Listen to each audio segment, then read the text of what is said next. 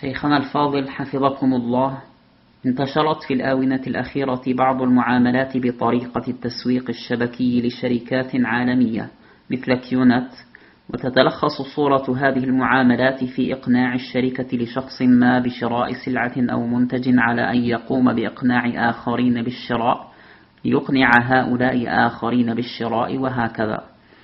وكلما زادت طبقات المشتركين حصل المشترك الأول على مبالغ أكثر، وكل مشترك يقنع من بعده بالاشتراك مقابل مبالغ مالية كبيرة.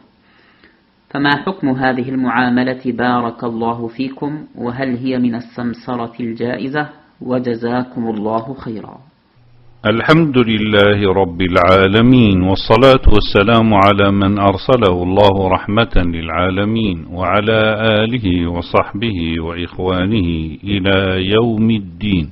أما بعد، فإذا ظهر أن نظام التسويق الشبكي للشركات العالمية تتعامل بهذا الأسلوب في تسويق منتجاتها، فإنه والحال هذه تقترن به عدة محاذير شرعية يمكن إبرازها على النحو التالي.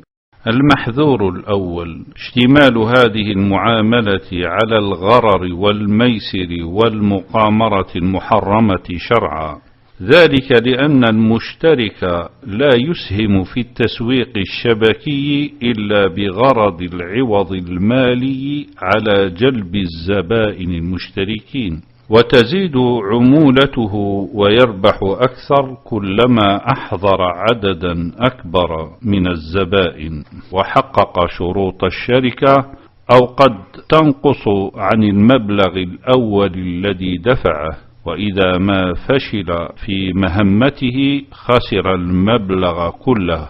وبين حالتي الربح والخسارة يجهل المشترك حال إسهامه في التسويق الشبكي أو الهرمي هل يكون غانما أو غارما، وهذه الجهالة تجره في تعامله هذا إلى الولوج في باب الغرر المنهي عنه. في حديث أبي هريرة رضي الله عنه قال: نهى رسول الله صلى الله عليه وآله وسلم عن بيع الحصاة وعن بيع الغرر، وغيره من الأحاديث الصحيحة الشاملة للغرر والميسر والمقامرة. المحذور الثاني: اشتمال هذه المعاملة على الربا الخفي، وهو ربا البيوع بقسميه: ربا الفضل وربا النسيئة. ذلك لأن المعلوم أن البضاعة التي هي محل التسويق الشبكي ليست مقصودة في ذاتها، وإنما هي مستعملة كقناع يتذرع به للحصول على المبالغ المالية من عمولات الزبائن التي قد تفوق تلك البضاعة. ويؤكد معنى عدم إرادة تلك البضاعة في حد ذاتها أن ثمنها المعروض في الشركة أغلى من قيمتها الحقيقية في السوق.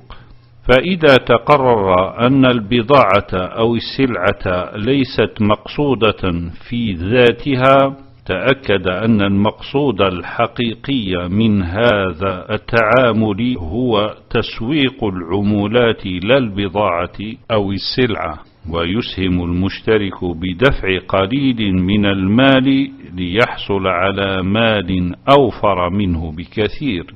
فتتجلى صورة المبادلة على حقيقتها على الوجه التالي: بيع عمولة نقدية بعمولة نقدية مع حصول التفاضل بينهما، والنسيئة تحت قناع أو ستار البضاعة أو السلعة أو المنتج الذي تقوم بتسويقه تلك الشركات. وقد أجمع أهل العلم على تحريم ربا البيوع بضربيه: الفضل والنسيئة. ومن مستند هذا الإجماع قوله صلى الله عليه وآله وسلم: لا تبيع الذهب بالذهب إلا مثلا بمثل، ولا تشفوا بعضها على بعض. ولا تبيع الورق بالورق إلا مثلا بمثل، ولا تشف بعضها على بعض، ولا تبيع منها غائبا بناجز. كما أن هذه المبادلة لها شبه قريب ببيع العينة، حيث يكون المقصود منها التحايل على تحريم الربا باتخاذ عين أو سلعة للوصول إلى تحصيل الربا تحت غطاء البيع. وقد ورد تحريمه في قوله صلى الله عليه وآله وسلم: إذا تبايعتم بالعينة وأخذتم أذناب البقر ورضيتم بالزرع وتركتم الجهاد سلط الله عليكم ذلا لا ينزعه حتى ترجعوا إلى دينكم. المحذور الثالث اشتمال هذه المعاملة على ظلم العبد لأخيه، ذلك لأن التسويق الشبكي يعتمد في ترويج منتجه أو سلعته على الدعاية المغرية التي تخدع المشاركين بها وتغريهم بتحصيل أرباح كبيرة وعمولات فاحشة في مقابل مبلغ يسير، وهو ثمن المنتج الذي تتوخى به الشركات في الأصل من خلال التسويق والمتاجرة المقنعة تجميع أكبر قدر من المشتركين. الأمر الذي يفضي في الغالب الأعم إلى وقوع أكثرية المشاركين من الطبقة الدنيا من الشبكة الهرمية ضحية في شراك هذا الأسلوب التسويق الماكر بالغش والتلبيس، في حين تتحقق أطماع الطبقة العليا الغانمة على حساب الأكثرية الغارمة. وهذه المعاملات تدخل بلا شك في عموم قوله تعالى: ولا تأكلوا أموالكم بينكم بالباطل، إذ الخداع الذي هو مظنة اللا رضا به عند تحققه فيكون من أكل المال بالباطل. كما تشمله النصوص الشرعية الناهية عن الغش والتدليس والتلبيس على الناس ونحو ذلك. وقد ورد في الحديث: من أشار على أخيه بأمر يعلم أن الرشد في غيره فقد خانه. هذا ولا يدخل نظام التسويق الشبكي في باب السمسرة لاختلافه عنها من عدة وجوه، منها: الأول أن السمسرة عقد يكلف بموجبه السمسار بالبحث عن شخص آخر لربط العلاقة بين الطرفين قصد إبرام العقد بينهما مقابل أجرة، بينما نظام التسويق الشبكي يقوم المشارك فيه بدفع الأجر لتسويق بضاعة الشركة أو منتجها.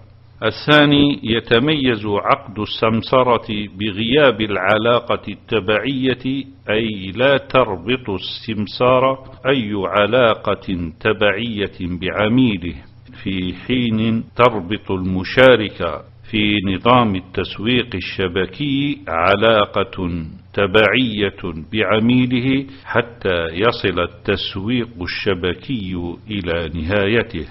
الثالث العقد الذي يبرمه السمسار مع عميله ينتهي متى أبرم الطرفان العقد ويستحق السمسار أجرة، بينما التسويق الشبكي قد يستمر التسويق إلى وقت لا يدري المشترك فيه ما إذا كان غانما أو غارما.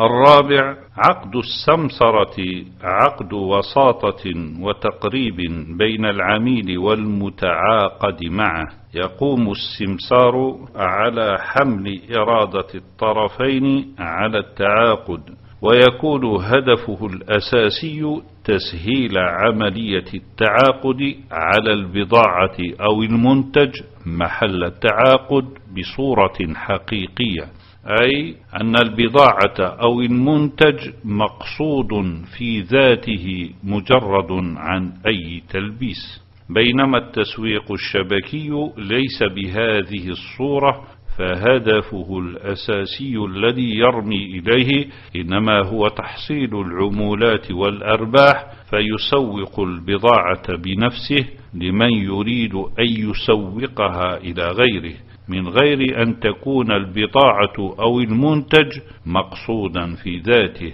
وإنما هو معبر للتوصل إلى توفير المال وتكثيره.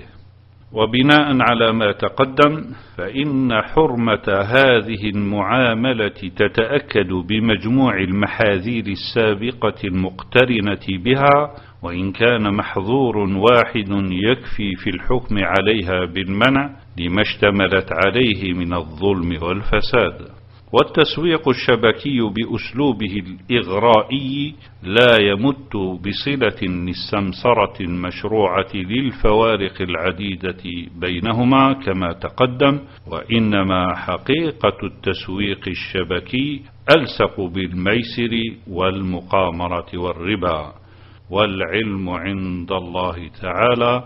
وآخر دعوانا أن الحمد لله رب العالمين، وصلى الله على محمد وعلى آله وصحبه وإخوانه إلى يوم الدين وسلم تسليما.